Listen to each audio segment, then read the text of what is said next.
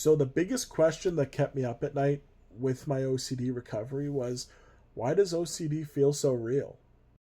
And this definitely became an obsession of its own. But OCD feels so real because it's an actual part of our brain perceiving danger. So just like you would react to a bear standing 10 feet away from you, your brain is going to react to those feelings, thoughts, and urges that you don't like or that you perceive as dangerous. Your brain doesn't know the difference between a bear that's about to attack you and a thought, feeling, and urge that you really don't like.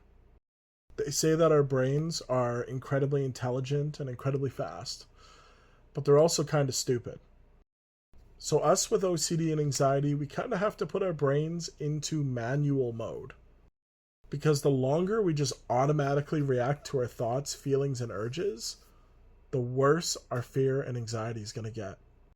So the next time you have a thought, feeling, or urge that you don't like, stop. Observe the thought. Say to yourself, oh, I'm having that thought. Or, oh, I'm having that feeling.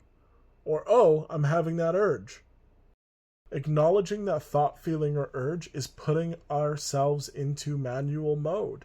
And it's also diffusing us from the thought, feeling, or urge as well. It creates distance from ourself and the thought, feeling, or urge. The more you practice acknowledging and becoming aware of those thoughts, feelings, and urges, the more automatic it's going to get and the less you'll have to be on manual mode. So let's say your obsession is harm-based and you were cutting vegetables one day and your brain came up with the thought, what if I stab my child?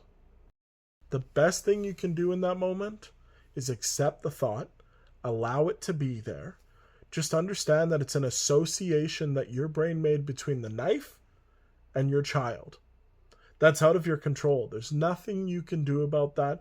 Our brains make associations all the time. Then you can say to yourself, oh, my brain just had the thought that I could harm my child.